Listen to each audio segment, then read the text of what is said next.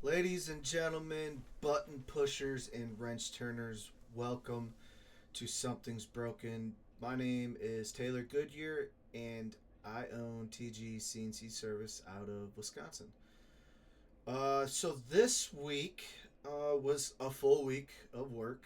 We had a lot going on. Contractor had some work as well too. So we're gonna go over those issues and what we found, and try to see if anything that we did, anybody out there might have an alternative to what we did or experience the same thing that we did on these machines.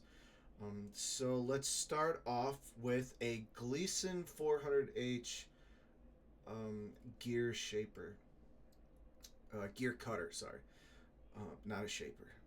So I put my contractor on this. This is something that we've been working on for a couple of weeks now, and the draw tube inside of the spindle is bowed basically and causing a bunch of run out. So when they try to clamp between centers, one is actually cocking out like that, the bottom portion. So I dug into it a little bit, and I found that the draw tube itself was bent, and this was a draw tube that they made in house, and it was, I don't know how. I've got a lot of mixed uh, explanations about how this thing could have got bent, because I mean this thing is stout. So the amount of run out that I was seeing was wild, and they told me that a piece of a wrench fell down into the spindle and somehow got pinched between the spindle wall and the draw tube, and that's what caused it to bend. I don't know how that happened, but whatever. Sometimes you just can't really dig into it. You just accept what you're being told. And so we got that figured out. The solution to that, they're going to end up making a new draw tube, and they'll get that installed whenever they make it. They'll make it in house and they'll send it out and they'll get it hardened, case hardened, and bring it back in and install it. The machine's not down. They are able to transition into a different type of work holding on the machine, so they're still able to run parts on the machine, just not the parts that this certain work holding application uses. So that's good. I hate down machines. Customers hate down machines. Down machines is basically a big old money pit just sitting on your floor. So we don't like down machines. So that's good. At least it's not down. At the same customer, while my contractor was working on the Gleason, I was working on a X-axis ball screw replacement on a Yamasaki vertical mill. I think it's a VM 16 or something like that. I don't really know. I don't pay attention to the models too much of the machine. I just typically just ask what the control is. Fanuc, Mitsubishi, Siemens. You know, the, as long as I know that what that is. But the majority of machines out there, they're all kind of relatively mechanically built the same. So um, that wasn't too bad. Uh, just had to pull the weigh covers back on the table, box weigh tables, not linear guides, and it usually when I crack those open, I always confirm that there's way lube going to the ball nut itself on the screw, because a lot of times I've found that is what causes ball screw failures. And you replace the ball screw, you put that thing in, and the Destro unit wasn't working to begin with, you'll smoke that ball screw within a week to a month, or definitely not the lifespan that you are expecting out of a ball screw. So that's the first thing I always check on a machine when I'm doing a ball screw, because I want to know why it failed. So Destro unit was fine. Way lube distribution was fine. It was just an old machine. It's an old Yamasaki, so sometimes that happens. You know, you full rapid a machine for 24 hours a day for, you know, all year, 50 weeks. They take punishment, so it happens. But that's good. Normal failure there. So got that old ball screw out.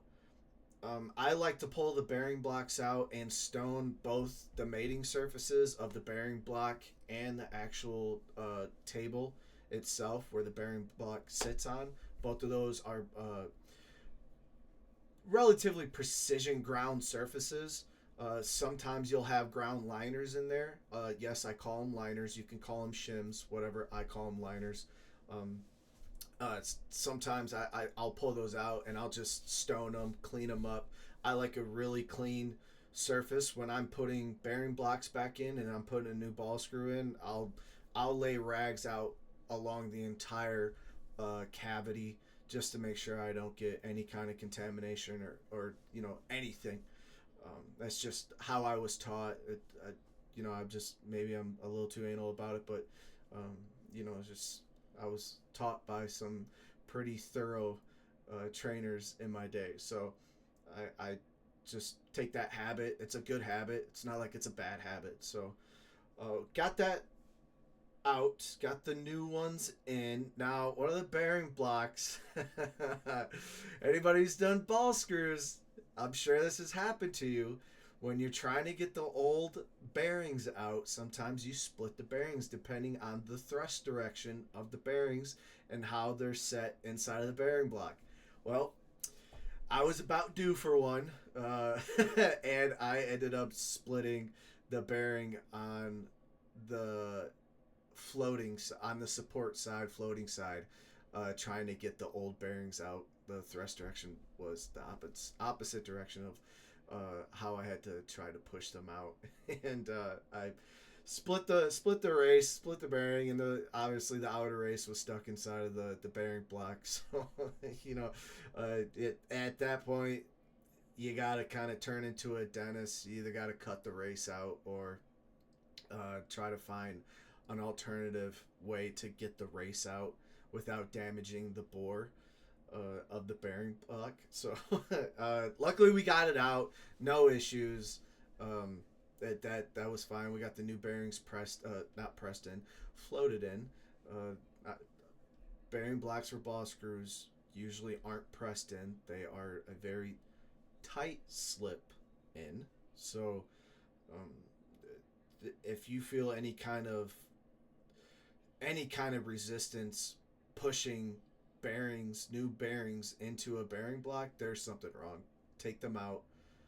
Take the one out that you're trying to get in and clean up the bore. Take some Scotch-Brite, clean up the bore a little bit, because it should not be a press on ball screw bearing blocks. At least all the ball screws I've ever done on a bunch of different OEM machines, they're never pressed in. And you'll split the new bearings putting them in depending on the thrust direction. So now some of you are probably wondering what thrust direction is. So a lot of bearings that are typically used in ball screw applications, if you look at the outer race, there is an arrow on them, and that arrow indicates the thrust direction of those bearings.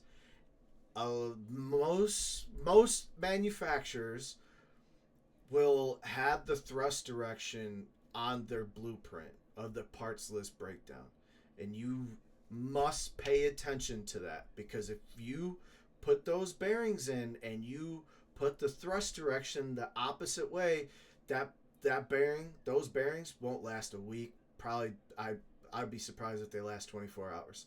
They will split and they will heat up and bad things happen. You'll be back in the replacement bearings. So always make sure, if it's not in the parts list and it's not shown in the parts list, the thrust direction of the bearings, when you press the old bearings out or push them out, make sure you keep the full focus on those bearings when they come out of the bearing block, so you know which direction is the thrust. And make sure when you go to put the new bearings in, the thrust directions are the same way that you pulled the old ones out. Okay. Ask me how I know that. I fucked one up one time. No, I'm kidding. I didn't fuck one up, but I almost did. Luckily, the trainer that I was with caught it. It was like, we almost fought in the parking lot over it. I was like, dude, I'm sorry, but it's just really something you really need to pay attention to. I have found some OEMs don't call it out in their parts list.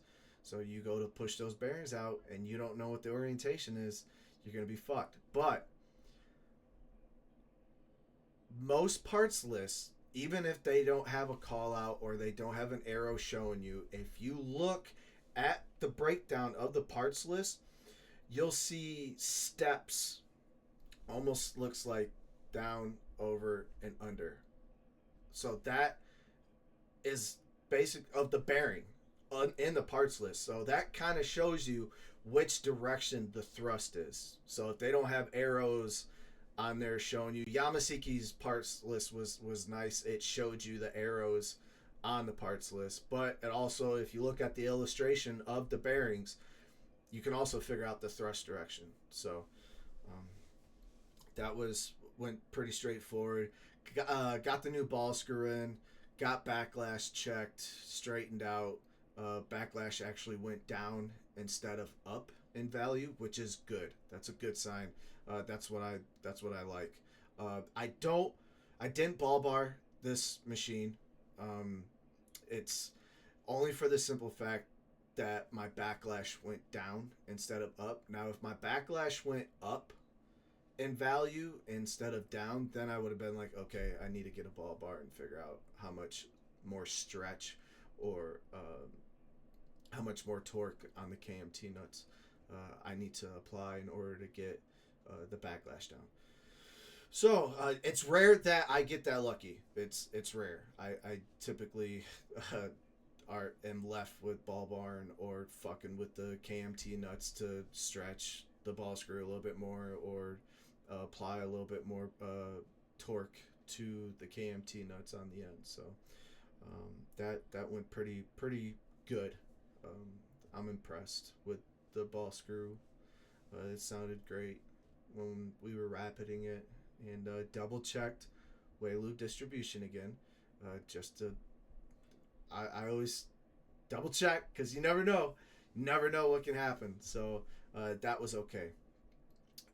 Same customer, they had a Morisiki NL 2500, and from what I understand from production, they were unable to bore. I think they told me they were unable to bore correctly, and so first thing I do is check turret alignment. I check parallelism of X and Z to the axis stroke of the tool post, and I found that Z axis parallelism of the tool post was deviated about 30 microns.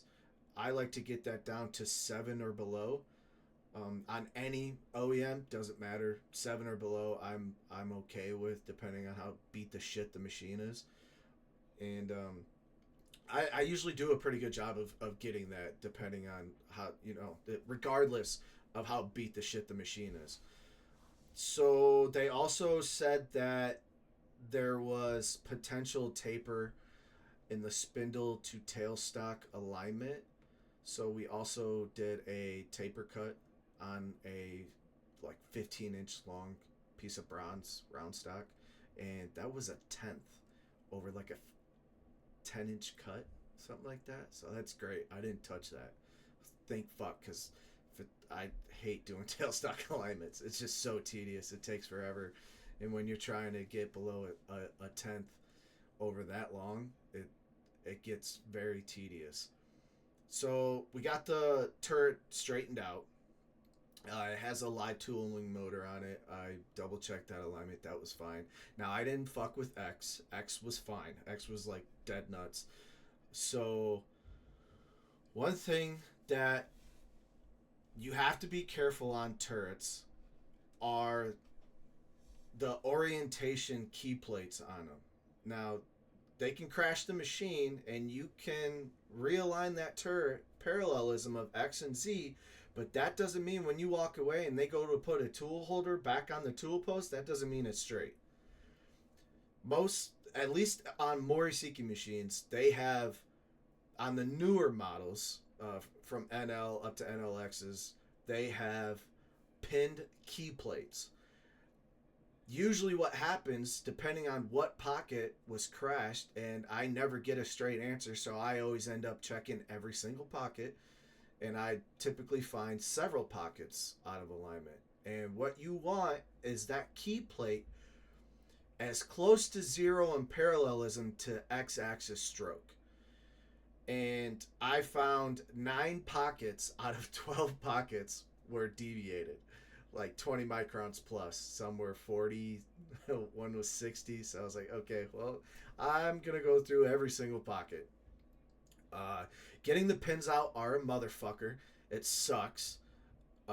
If anybody's ever pulled pins out of a key plate in a Morisiki turret, you know exactly what I'm talking about.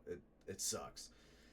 So got those 9 pockets pulled, cleaned up, stoned, put back in, realigned, and we had to get pins ordered for next day delivery, and maintenance went ahead and put them in after I aligned all the pockets. Sometimes in that situation, depending on how galled up the pin holes are, sometimes you got to take an 8mm, at least on this size tool post, an 8mm reamer, and just kind of brush the holes with that reamer, and then you're able, those pins will go in nicely for you. You want them to be a tight fit, not a press fit, but tight. You don't want them to just fall in, because now your hole is way oversized. So make sure you measure your pin, measure the hole, and you know what size reamer is logical for your application. Like, you just need to clean it up. You're not trying to open up the hole. You just need to clean up whatever burrs are inside. So got that taken care of. Trying to think. We got the taper taken care of. Turret was good.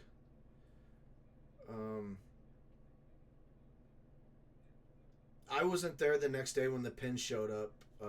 Maintenance had kind of an issue. They had a broken pin in one of the tool posts, and I left that up to them to get out, because I knew that was going to be a bitch to do. And I was just out of time for the day, and I had to go to a different customer the next day. So I was like, hey guys, I'm sorry, but you gotta get this broken pin out of this turret for me, please. I try to explain to him how to align the key plate and whatnot. My contractor had to go in there and align that key plate, but it all worked out. We got it all put back together, and that they set up the machine and whatnot, and they're back to running it. So that was it. So 4 days at that customer doing those jobs. So we basically knocked out 3 machines in 4 days there. Got them all back up and running. The Gleason's limping, obviously, but at least it's not down, which is good. Contractor next week finally got the buttons in for the Acra grinder that he's been working on. He's going to go in there next week and get the buttons replaced. The Acra is a very old grinder, so there was a lot of stuff that we've had to replace on it, only because it's just old, and there's a lot of the buttons are broken from who knows what, dropping parts on the control. I don't know, doesn't matter, but he'll be in there next week getting those swapped out. Friday, my buddy, rewind a little bit. I think he hit me up Wednesday. Originally hit me up Wednesday. It was like, hey, how busy are you next week? And I was like, I have things in the pipeline, but I don't have anything confirmed yet. And I left the week open because my previous OEM and I were talking about me going to Tennessee for a job, and we're obviously still waiting on confirmation from the customer. The customer's the ball's in their court. So I never got confirmation. So I was like, yeah, I kept the week open, expecting to go to Tennessee, but I still ain't got confirmation. What do you got for me? And he's like, you want to go to Texas? I was like, fuck yeah, I want to go to Texas. I didn't even care what the job was. And then eventually I asked what the job was, and it's an NZ dual lower turret dual ball screw replacement. And I was like, yeah, fuck, man, hell yeah, easy. Not easy, but it's just my brain. So I was like, yeah, sign me up, man. I'll be down there. I'll be traveling Saturday. I'm gonna stop in St. Louis and see my family. There, I haven't seen them in a while. I'm gonna stay the night there and then wake up Sunday and drive the rest of the way to Texas, DFW area. I've got some friends down there that I can't wait to see. I've been waiting a long time to go see those guys. So it's going to be nice to see everybody and hang out and get this machine back up and running. Um, so I took that, and fast forward to Thursday, he hits me up again. He's like, "Are you busy tomorrow?" Meaning Friday. I was like, "No, I think I'm going to actually wrap up at this customer. Friday's pretty much open right now." He was like, "Do you want another job?" I was like, "Yeah, man, fuck it. What do you got?" And so he had a Hardinge Bridgeport down in the Chicago area. So I headed down there. Now, it's not always that this happens. So it's a little. I'll take it when I get it, but sometimes it doesn't happen. Like most of the time, this doesn't happen. So I get down there, and I just got the operator kind of explains to me what's going on. He shows me the alarms and Mitsubishi control, and we take a look at the alarms, and I was like, okay, kind of explain to me what's going on, and it's a ATC time over alarm. He's like, I don't know, they got a robot go on it, and he's like, I'll walk away from the machine. I'll come back 20 minutes later, and it stopped. And these are the alarms that I'm seeing. I was like, okay, ATC time over. So immediately I asked for the electrical schematic, and I start looking at switches. The ATC time over was related to a magazine reference return error, kind of. That's kind of like the best explanation that I can put of that. Excuse me. So I look at the electrical schematic, and I start seeing what kind of switches. Is there encoders? Is it proc switches? What tells it that it's at magazine reference position, and it's two PMP proc switches. It's like, okay, that's not too bad. That's actually pretty straightforward. I'd rather have that than encoders. So I get a ladder, get on top of the machine. I start looking at the switches, and the switches on the cam box are right in front of you. They don't bury it, which shout out to those guys. Thank you for not burying those switches. And so I'm watching the switches as he's running the machine, and he's like, "Yeah, I had to take tool calls out, and it seemed like it ran a little better once I called up premature tool call outs." And what I mean by that is, after it does a tool change, he immediately calls up the positioning of the next tool. Doesn't call up an M6 to do the tool change. He just calls up so it's ready to go, ready when it's ready. So he doesn't wait and waste cycle time waiting for the magazine to index when that tool operation is over. Which to me is weird. I don't think that would make a difference. But, again, I was just sometimes your best reference is the operator. So 9 times out of 10, I like to listen to the operator because those are the guys that run the machine every day. They know those things more than anybody else in the shop. So I always listen to operators. So I was like, all right, go ahead and put everything back to normal. Turn your rapid back up to full blast. Turn the robot back up to full blast. Put all your tool calls out. Make everything back to the original state when it was alarming out. I want to replicate everything normally, how it was before. And he did, and that machine ran for 2 hours and didn't skip a beat. it, it happens. It happens. It's happened to me several times. I'll come in for a service call and nothing happens. And I can sit there all day and nothing happens. The machine will run just fine. It's unexplainable phenomenons. I guess. Whatever. I don't dig into it too much. I get the information that I need to troubleshoot the machine if I need to. But in this case, I got lucky, I guess. Like I said, I've had it to where, and this fucking sucks. When I used to cover Chicago area and I lived in Wisconsin, it was like an hour and a half drive one way every day. I've had it to where I've went to a customer, stayed there for 6 7 hours. It's like, okay, nothing's happening. Turn around, drive home, get 3/4 of the way home, and they call me, and I have to go back. And that's happened to me a couple of times. And it is what it is. I'm serviced. They called me in. They are paying for me to be there. I have to turn around and I have to go back. Um, it sucks. That sucks. kind of fucks with you and makes you mad. But it is what it is. It's part of the job. And I kind of told the operator that I was like, listen, man, I'm not gonna sit here and run the bill up for no reason. There's no reason for me to be here anymore. But I'm always cautious because I'm gonna get halfway home and I'm gonna get a call from you guys, and I'm gonna have to turn around and come back, and I don't want that to happen. So I was like, I'll stay for a couple hours, just to make sure that this doesn't happen, because he told me it would have alarmed out within 30 minutes. So I was like, okay, well, that's fair, and never alarmed out, and I got all the ways home and I didn't get a call to go back. So that one's is by ear.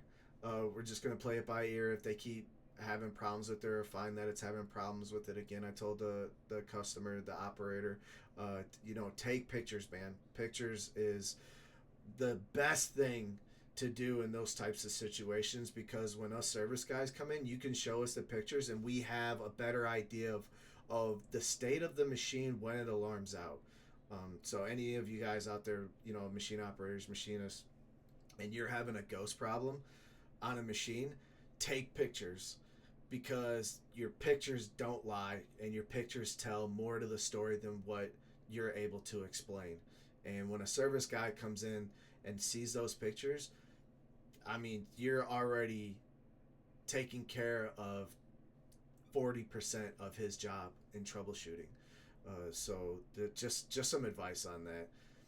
Um, Next week will be Texas for a week. I think I'll be able to knock that out, those two ball screws out in a week, and then I'm gonna head down to Houston to see my buddy who's a service tech. It's gonna be his birthday, so I'm gonna go down there and hang out with him and get some crawfish. It's crawfish season down there, and I love crawfish, so we're gonna hang out and do that, and then I'll be back after that. Martin Luther King Day on Monday, so I don't know who's going to be open, if anybody, but I have my local college that I graduated from surprisingly hit me up and inquired about working on a couple of their machines, and I said absolutely.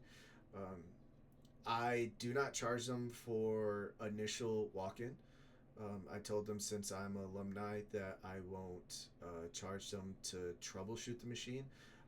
I'll only charge them for the labor to actually fix the machine. And obviously they didn't, contest to that. So, but it's just, it's something for me to, I like doing things like that. For people and companies like that. So I'm also a big sponsor for programs in my community. I sponsored the hockey team, sponsored a cheerleading team. I also sponsored Turtle Tech robotics youth program, and I'm looking to do even more in 2025. I like doing it. I have the capabilities of giving back to my community, so I always look for opportunities to sponsor or donate. Um, that's gonna get my name out there. Damn it. So, if you have a sponsorship program or a program that you're looking to get sponsored or get a donation for, you can definitely email me and I will absolutely consider it. I mostly just stick to my community. So, if you're in my community and um, you can always reach out to me. What's the worst I'm going to say? No. Okay. At least you reached out and I appreciate it. So, all right, motivational time. Uh, a little. I think it's this one might be a little different from the other episodes, but I got back into the gym like really really big, um, and I I work out by myself. I don't work out with anybody else. And I met this older guy in there. I won't say what his name is, but I met this older guy in there, and this guy I've seen this guy in the gym for years, years. Um, and if you guys go to the gym, proper gym etiquette, you just don't talk to anybody. You just get in there and do your shit and get the fuck out. Um, and I don't really know what happened or how we even talked or started talking, but I think I asked him for a spot on something, and we just started talking, and then it turned into, hey man, every Saturday, do you want to come in here and we'll go set for set, and we'll go, um, you know, basically muscle group for muscle group. So on biceps, you choose one workout, and then I'll choose one, and then we'll go set for set. I was like, yeah, dude, fuck yeah, that sounds great.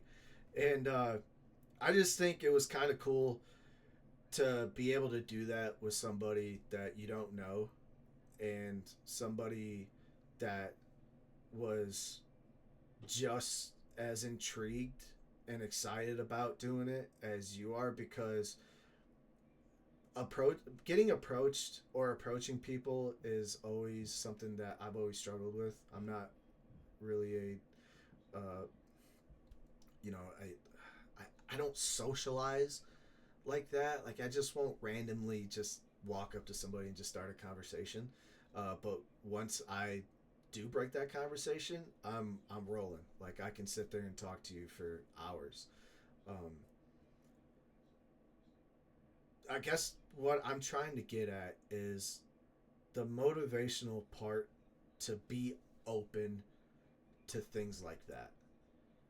Sometimes, and like I said, I'm not social at all, and I've always kind of struggled with that with myself. I don't openly just start conversations with people I don't know. I don't know why.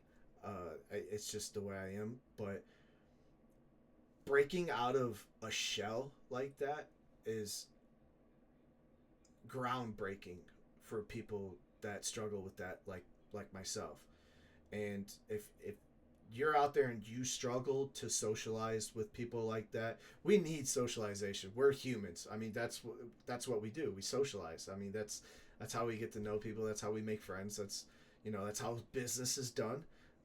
You have to be able to socialize and talk to people.